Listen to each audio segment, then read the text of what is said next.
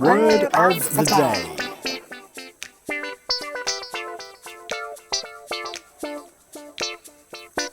Today's word is pseudoscience. Just before we start, let me give you this to keep in your back pocket.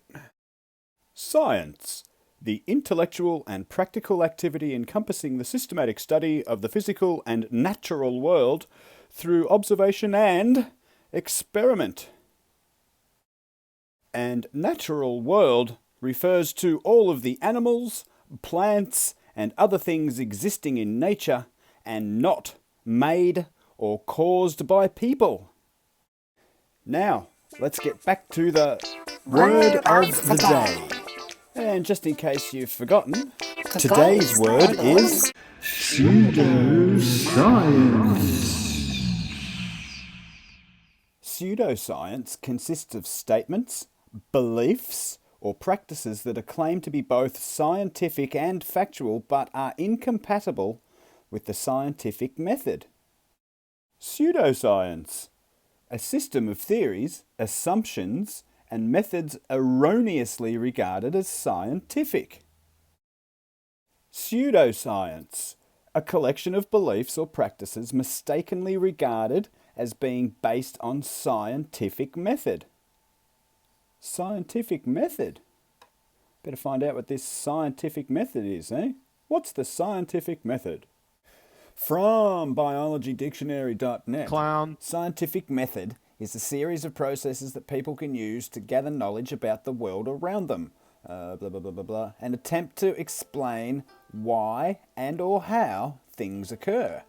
This method involves making observations, forming questions, hypotheses, doing experiments and coming to a conclusion. Every scientific experiment performed is an example of the method in action. The first step of the scientific method is to make an observation about the world around you. Before a hypothesis can be made or experiments can be done, one must first notice some sort of natural phenomena occurring. The scientific method is used when one does not know how or why something is occurring and wants to uncover the answer. One can't uncover or even ask the question until you notice something in the first place. Next, one must ask a question based on their observations, such as why or how is this thing occurring? Why does it happen this way? Sometimes this step is listed first in the scientific method, with making an observation listed as second. In reality, both making observations and asking questions tend to happen around the same time, as one can see a confusing occurrence immediately think, why is this occurring? A hypothesis is an educated guess to explain the phenomena occurring based on prior observations. It answers the question posed in the previous step. A hypothesis must be testable by gathering evidence that can be measured. If a hypothesis is not testable, then it is impossible to perform an experiment to determine whether the hypothesis is supported by evidence. After forming a hypothesis, an experiment must be set up and performed to test the hypothesis. An experiment must have an independent variable, which is something that's manipulated by the person doing the experiment, and a dependent variable, which is a thing being measured and may be affected by the independent variable. All other variables must be controlled so that they do not affect the outcome. During the experiment, the data is collected, blah, blah, blah, blah, blah, blah. For example, if you were to test the effect of sunlight on plant growth, the amount of light would be the independent variable, the thing you'd manipulate, and the height of the plants would be the dependent variable, the thing affected by the independent variable. Other factors, such as temperature and amount of water, blah, blah, blah, would be all kept. So basically what they're saying, well, look, here, let me strip it down to its bare bum for you.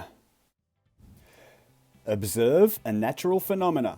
That's something happening in the natural world. Remember the natural world? Check your back pocket. You'll formulate your hypothesis, which is your prediction as to what will happen in the experiment, where you will name your independent and dependent variable. The independent variable is what you presume to be the cause of the phenomena that you observed. You will manipulate and vary this variable. The dependent variable is the observed phenomena, basically. This is what will demonstrate the effect caused by the independent variable. Then you do your experiment, which is where you test your prediction, and in this experiment you will need to make sure that you have control variables, the ones that will be kept constant and have no influence on your independent variable, which you will manipulate and vary to see if it has an effect on your dependent variable. And if it does, you have validated your alternative hypothesis, which is your prediction. You have predicted the cause of the effect. However, if it doesn't, you have validated your null hypothesis, which is a no change prediction, which basically means that your prediction in the first place which was incorrect, so you try another independent variable until you come up with the cause. That is basically the bare bum of science, the scientific method. Unfortunately, with sciences such as looking at the stars and making shit up, you cannot do any of that stuff. Oh, well, you can observe a phenomena and that's about it. So this is where the pseudoscience comes in. We make up a whole bunch of stories about what it could be, what we think it might be, what we hope it is. We'll do some maths and we'll make the maths fit our idea, and then we'll go and tell everybody that this is how it is because our maths fit our silly ideas about what we see when we look at lights in the sky. Nikola Tesla, well, this quote is attributed to Nikola Tesla, but he says it all pretty much right here. Today's scientists have substituted mathematics for experiments, and they wander off through equation after equation, and eventually build a structure which has no relation to reality.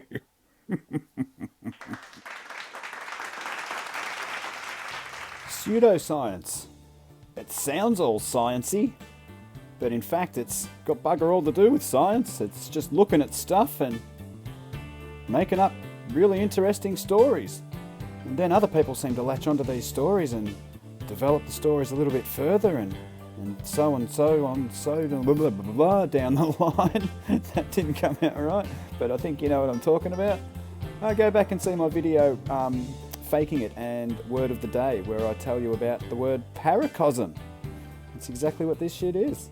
They're clowns. There's clowns everywhere. Clowns to the left of me. Clowns to the right. Here I am, stuck in the middle of clowns. But thanks for joining me for another episode of Word of the Day. And just in case you've forgotten already, that word was... Today's word is... Pseudoscience. Cheerio. Talk to you later. It's sort of like how like a donkey will like never question why the carrot dangling in front of it's never getting closer, like we'll just fucking keep on walking. You know? And you try and tell that donkey, you're like, hey man, do you realise like there's like a rod and like a string there? So mate, I don't have fucking time for conspiracy theory shit.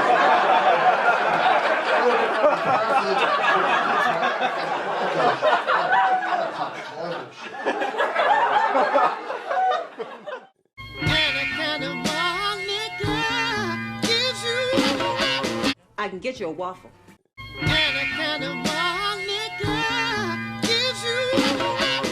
But all we got is the chicken from last night. Now I can bring you some of that if you want some meat. Yeah, thanks, lady.